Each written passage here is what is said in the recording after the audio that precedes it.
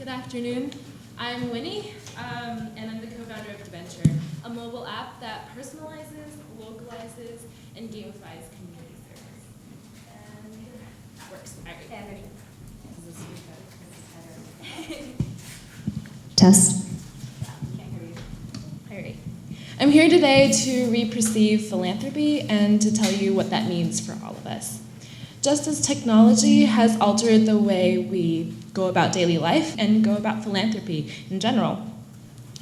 From one-click donation systems to creative social media campaigns, we're seeing nonprofits adapt to social media marketing. And although they're doing really great jobs and enticing a lot of millennials to engage, a lot of the software solutions they're using today are just behind what's currently available.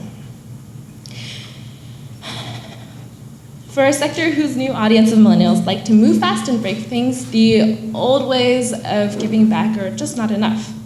And in 2020, almost half of the workforce will be comprised of millennials, which equates to almost $30 million in net worth. It's simply smart business to go and get to know who they are, what they want to do, and I'm just not having good luck with this today. And they are the ones who really want to be engaged in making a difference in the world. They want to be a part of what you're doing. And in fact, 75% of millennials report that they really are looking for careers that are involved with giving back to the community. So how can we spread awareness and entice this innovative mindset? Let's be honest. Technology and society has evolved, and so has our meaning of giving. I'd like to add two more aspects to our traditional definition of philanthropy. So as we know it now, there's time, which is volunteering and giving hours, talent, using your own expertise to help a cause, and treasure, providing a donation to a charity.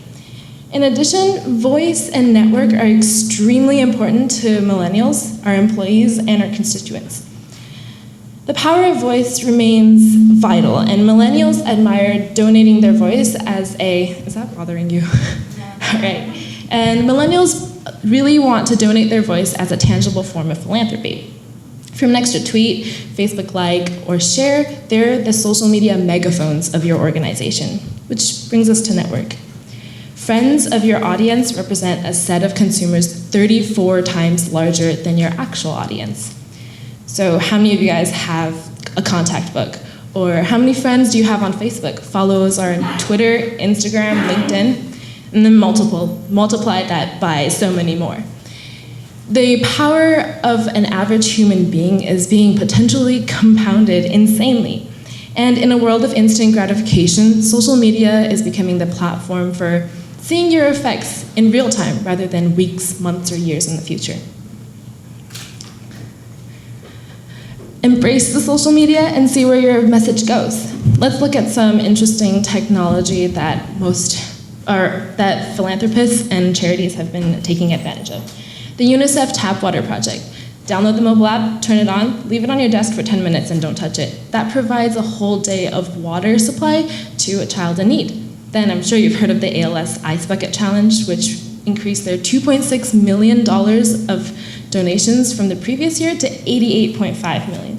And Dumb Ways to Die had never been cuter with the YouTube video that showed you about train safety. Tom's and Warby Parker are ushering in a new age of philanthropic shopping. And No Shave November, I'm sure you've heard of that too, are bringing in awareness about men's health issues every single year. And while social innovation is becoming more and more creative, a lot of companies are targeting philanthropic organizations as their clients. For example, local to San Diego, Classy.org provides platforms for modern philanthropic organizations for fundraising, and BlackRod brings in software solutions just for nonprofits, ranging from fundraising to analytics and financial management. So 2 years ago, I was talking to a friend of mine. His name is Kirk, and he was the president of the UCSD Rotaract Club, a community service organization on campus. He was talking about how long it took to make an event happen, the research that goes into it, the contacts that go into it, and just the logistics. It took them hours to just get 30 people to a place to volunteer.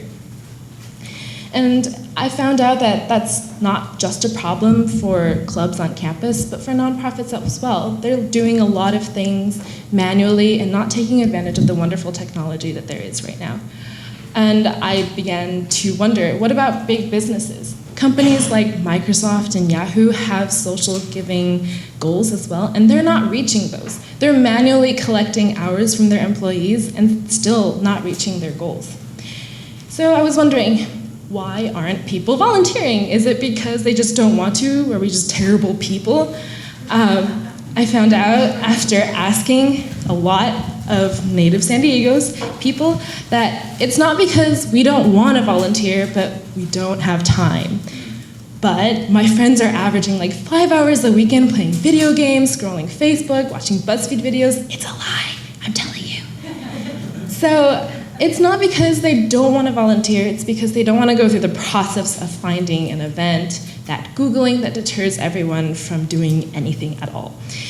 So my co-founder Sneha and I came home and were like, there's YouTube that can tell us what kind of videos we want to watch, and Facebook that's closing barriers between us, and Tinder where we can find true love. Why can't we find the perfect volunteer experience on demand? So that's how Giventure's mobile app was born.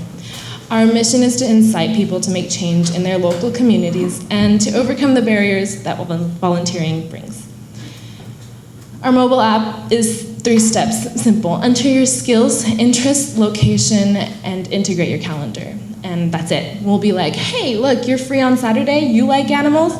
There's a local opportunity in the area, bring your kids, it's family friendly, and we'll make the rest work for you. So we'll track the hours afterwards and tell you your community impact. Then for nonprofits, we help measure your event effectiveness, help you engage more members, and manage your volunteers. We offered this to Rotaract, who was having the trouble with manual input and all of that management, and they really liked it, and they loved the feedback that we had for them. Our dream is to have anyone be able to give back anytime, anywhere. And the world is focusing less and less on the agents of change, but more on the progress we're making on problem solving. It seems like the future of philanthropy is in the rise of technology, the talent it's attracting, and the entrepreneurial mindset it's bringing for social good to come up with new and exciting strategies.